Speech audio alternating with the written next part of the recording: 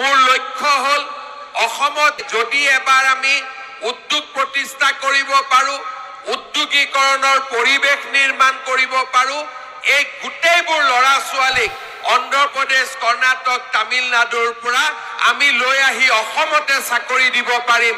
মাকৰ পেটৰ ল'ৰা আমি মাকৰ ওচৰলৈকে উভতাই লৈ আহিব পাৰিম। কিমান টকাত চাকৰি কৰিব যায়? সিকিউৰিটি গাৰ্ডৰ কাম কৰিব যায় 8,000, 7,000 টকা দৰমহা। আমাৰ ল'ৰা ছোৱালী 1 লাখ টকাৰ চাকৰি কৰিবৰ কাৰণে বাহিৰত যাওক, আপত্তি নাই, কিন্তু 7,000, 8,000 টকাৰ চাকৰিৰ কাৰণে বাহিৰত যোৱাৰ প্ৰয়োজন নহ'ব। ঘৰৰ ল'ৰা ঘৰতে থাকি চাকৰি কৰিব পাৰিব। আজি তেনেকুৱা দিশলৈ আমি গতি কৰিছো। কংগ্ৰেছৰ দিনত চৰকাৰী চাকৰিৰ কাৰণে 5 লাখ, 6 লাখ, ৰাকেশ পাল এটাইটোৱে হাতীৰ দৰে কিমান টকা খালে কোনেও হিচাপো উলিয়াব নোৱাৰে। চৰকাৰী চাকৰিৰ নামত ইমান টকা খালে। মোৰ দিনত মই 1.5 লাখ চাকৰি দিলো। 1 লাখ টকাকৈ যদি ললোহেঁতেন মোৰ ঘৰত 15,000 কোটি টকা জমা হ'লহেঁতেন। আপোনালোকে হিচাপ কৰিব। আৰু চৰকাৰী চাকৰিৰ কাৰণে 1 লাখ টকা দিয়াৰ মানুহৰ কম আছে নেকি? দিবনে নাই 1 লাখ টকা? যদি মই চাকৰি দিওঁ বুলি কয় 1 লাখ টকা দিবনে নাই? মোকো দিলেহেঁতেন। কিন্তু আমি আজি অসমৰ দুখীয়া মানুহৰ কাৰণে চিন্তা কৰিছো। আমি কৈছো আমাকতো টকা নালাগে আৰু যোনে টকা লয় তাকো আমি জেলত পঠাই দিম। আমি কাকো মাফ নকৰো। আমাৰ ল'ৰা ছোৱালীয়ে বিনা পইচাত চাকৰি পাব লাগিব। মানুহে এতিয়া ভাবে যে পঢ়িলে চাকৰি পাম। আগতে মানুহে ভাবিছিল পঢ়া শুনা কৰিব নালাগে, মাটি বাৰী বিক্ৰী কৰি কাবাক ঘোষ দিম আমি চাকৰি পাম। এতিয়া কংগ্ৰেছে এছেম্বলিটো কয় যে চৰকাৰে অৰুণোদয় আঁচনি কিয় দিব লাগে। তেওঁলোকে মোক গালি পাৰি থাকে যে হিমন্ত বিশ্ব শৰ্মাই অৰুণোদয় কিয় দিয়ে। আৰে মই অৰুণোদয় নিদি ধুতি লুঙি দিলে হ'ল। এতিয়া অৰুণোদয় ভাল নে ধুতি লুঙি ভাল? আপোনালোকে কওক।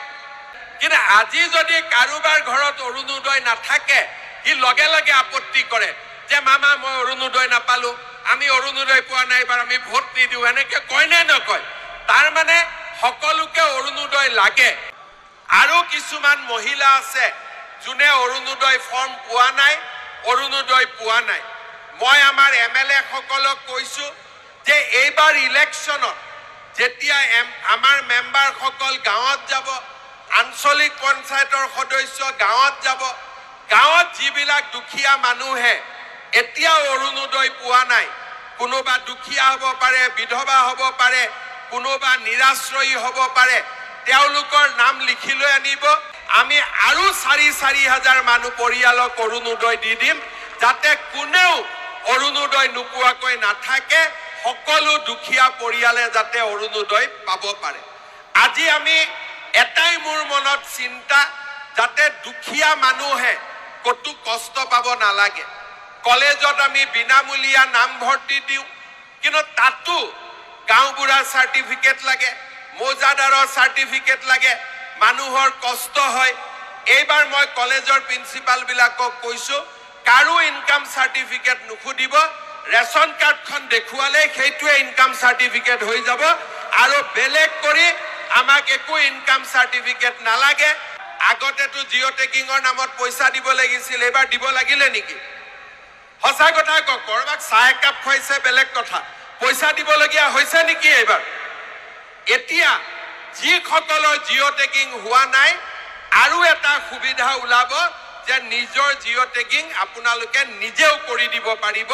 তাৰো ব্যৱস্থা মই ইলেকশ্যনৰ পিছতে কৰি দিম, যাতে কোনো দুখীয়া মানুহে বাগানৰ হওক গাঁৱৰ হওক কোনো দুখীয়া মানুহ যাতে ঘৰৰ পৰা বঞ্চিত হ'ব নালাগে। শ্ৰদ্ধাৰ ৰাইজ, এইবাৰ এপ্ৰিল মাহৰ পৰা ইলেক্ট্ৰিচিটিৰ দাম আমি 1 টকা প্ৰতি ইউনিটত কমাই দিছো। এই মাহত যেতিয়া ইলেক্ট্ৰিচিটিৰ বিল আহিব আগতকৈ আপোনালোকৰ কম আহিব। যদি ভগৱানে মোক শক্তি দিয়ে মই নৱেম্বৰ মাহত আৰু 1 টকা ইলেক্ট্ৰিচিটিৰ দাম কমাই দিম, যাতে আমাৰ দুখীয়া মানুহে কোনো কথাতে কতো চিন্তা কৰিব নালাগে। ধুতি লুঙিতকৈ ভাল নে নাই কওক? ধুতি লুঙিতকৈ ভাল নে নাই কওক? নিযুত মইনাৰ প্ৰথম বছৰ হৈ গ'ল, এতিয়া ফাৰ্ষ্ট ইয়াৰৰ ছোৱালী সেকেন্ড ইয়াৰ পাব নিযুত মইনা পাই থাকিব আৰু যিবিলাকে ফাৰ্ষ্ট ইয়াৰত এডমিশন ল'ব তেওঁলোককো আমি নিযুত মইনা দিয়া আৰম্ভ কৰি দিম এতিয়া কিছুমানে মোক কয় ছোৱালী এটো পালে লৰাইকো দিব লাগে লৰাবিলাকে একো পোৱা নাই মাজে মাজে লৰাবিলাকে মোক কৈ থাকে যে মামা আমাকো দিয়ক এইবাৰ মই লৰাবিলাকৰ কাৰণে দুটা আঁচনি এতিয়াৰ পৰা চৰকাৰে নিয়ম কৰিছে যে বিএ পাস কৰা প্ৰত্যেকজন লৰাক আমি 1 বছৰলৈ বেংকৰ একাউণ্টত 2,500 টকাকৈ দি থাকিম 2,500 টকাকৈ পাই থাকিব 1 বছৰ আৰু লগত চাকৰিৰ আৰু এডভাৰটাইজ ওলাব যিসকলে চাকৰি নাপাব তেওঁলোকক ব্যৱসায় বাণিজ্য কৰিবৰ বাবে প্ৰতি বছৰে 2 লাখ লৰা ছোৱালীক আমি 2 লাখ টকাকৈ ডাইৰেক্টলি দিম বেংকত যাব নালাগে হয় চাকৰি পাব নহলে নিজৰ ভৰিৰ ওপৰত নিজে থিয় দি কিবা এটা ব্যৱসায় বাণিজ্য কৰিব শ্ৰদ্ধাৰ ৰাইজ মই আপোনালোকক কলো যে ৰেশন কাৰ্ড দেখুৱালে এইবাৰ কলেজত এডমিশন পাব এইবাৰ ৰেশন কাৰ্ডত 1 অক্টোবৰৰ পৰা দালি নিমখ আৰু চেনিও বজাৰতকৈ কম দামত আপোনালোকক দিয়া আমি আৰম্ভ কৰি দিম মোৰ লাহেকৈ আৰু এটা মই চিন্তা কৰি আছো আমাৰ যাৰ যাৰ ঘৰত গেছ কানেকশ্যন আছে কাৰ কাৰ গেছ কানেকশ্যন আছে হাত দাঙকচোন যাৰ যাৰ ঘৰত গেছ কানেকশ্যন আছে 1,000 টকা দি গেছ কিনিব লাগে এতিয়া মই চাই আছো যে অসমত গেছৰ দামটো 1,000 পৰা ডাইৰেক্ট 700 টকা কৰি দিব পাৰি নেকি যাতে গেছৰ দামো আমি 300 টকা কমাই দিব পাৰো কংগ্ৰেছৰ দিনত কি আছিলে এনেকে আপোনালোকক মাতে কুটা বিলাই ইজনে হিজনৰ ওপৰত জপিয়াই হিজনে হিজনৰ ওপৰত জপিয়াই এতিয়া অৰুণোদয়ৰ কাৰণে জপিয়াব নালাগে পুতুং কৰি বেংকত আহি সোমাই যায় হয়নে নহয় এটা মহিলাসকলে চিন্তা কৰি আছে 10,000 টকাটোৰ কথা কেতিয়া কব হয়নে হেতু চিন্তা কৰি আছে না নাই আছে এতিয়া আমাৰ এমএলএ সকলক মই কৈছো তিনিচুকীয়া জিলাত অলপ ভিডিও ৰেকৰ্ডিং কৰি লওক নহলে আকৌ নহব নহয়